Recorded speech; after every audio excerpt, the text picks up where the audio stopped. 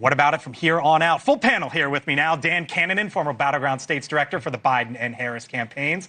Marc Short back with us, former Chief of Staff to Vice President Mike Pence.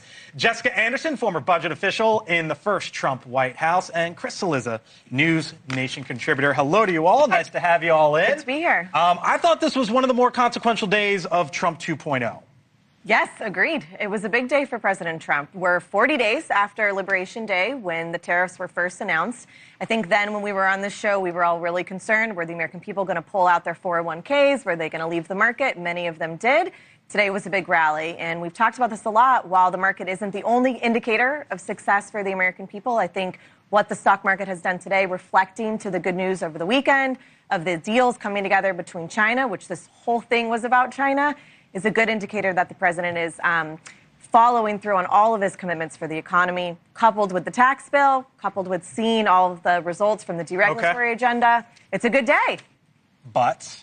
Well, look, it's a good day because he stopped the trade war that he initiated. I think at the same time, you know, when you're announcing price controls, embracing price controls and basically allowing socialist economies in Europe to determine what we're going to be paying for drugs, I don't think that's conservative policy. So this is the most favored nation policy that you're referring to, that was the president's executive order, which he signed today, which basically said, look, if whatever country pays for a certain drug, we're not paying X plus, we're paying X, whatever that number is. And your side of the aisle, a lifelong Republican, you call that price controls. It's absolutely price controls. It's basically socialized. It's socialized economics. I mean, I think so. Why'd he do it? Between the trade policy, looking to promote higher taxes on highest earners in America, price controls, you're getting closer and closer to basically having two parties with left-wing ideology when it comes to economics. You just heard RFK Jr. talk about Bernie Sanders. Of course, he's a lifelong Democrat. If you're still questioning, he is a Democrat, and those are the people who have tears in their eyes. I do too, for other reasons, though. I do think Marc hits on an important thing, which is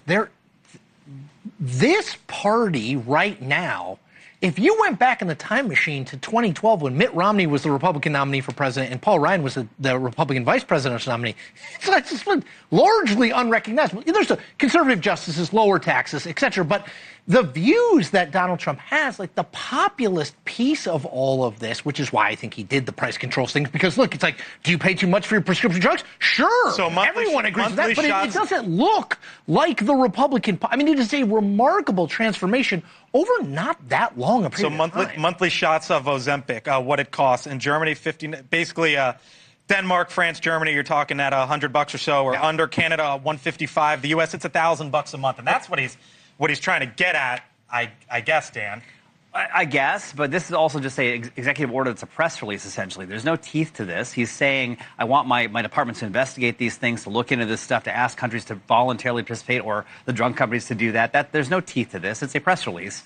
And on the trade pieces, yes, Marc's right. The economy, or the market, is celebrating that he walked away from the ledge. But we're still on the top of the building. There's still a 10% across-the-board tariff, still 20% in other places, including China, still 120% on Chinese products below $800. So all the cheap stuff is still going to absolutely be more expensive. And it's just a pause. It's a ceasefire in this war on the economy. It's the biggest tax increase in American history. But as I laid out at the top of the show, market's higher since Liberation Day. Oil prices dropping. Labor market is resilient. 177,000 jobs added last month. Unemployment not moving down, staying the same. I heard Jay Powell describe the economy as in quote-unquote solid shape, and that was before the announcement on tariffs. So can't you sit back here, Dan, and say, okay, maybe some of this is working? When he took office, I'm not saying it is. I'm just asking the question. 16 million new jobs created under Joe Biden. Inflation gone from 9% down to 2.4%, which it was roller coaster. Which is where we are today, 2.4%.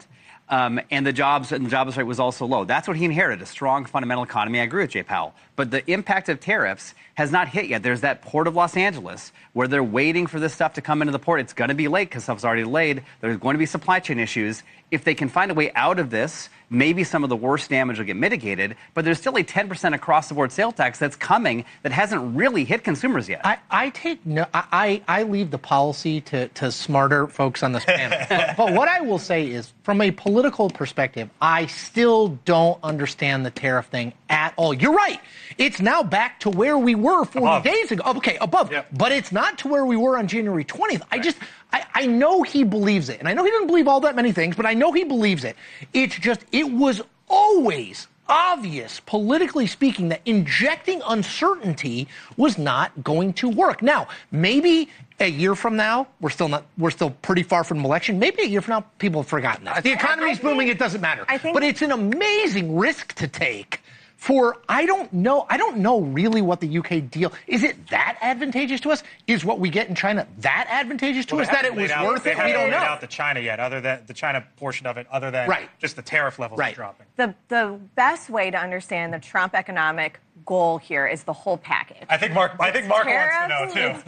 It's tariffs, it's tax cuts being permanently extending, it's the savings from the deregulatory agenda, and it's reshaping how the American people value success. Is it just the market, or is it more? Is it your family? Is it your schools? Is it parental choice? There's other things that he cares about. So when you talk about the policy that shifts, absolutely, the policy for the Republican Party is day and night what it was in many places from a decade ago. But politically, it's bringing in a whole new crop of voters that this president thinks that he needs to win. It's day and night from the first administration, Jessica, not just from a decade ago. In the first administration, you were instrumental in helping to cut regulations. The deregulatory low-tax agenda was incredibly successful for President Trump. But he hasn't left that behind. He has. He's proposed higher taxes on part of his tax bill. He's pushing it to Congress. He's proposing price controls as far as what you buy your medicine. He's proposing. It's remarkable.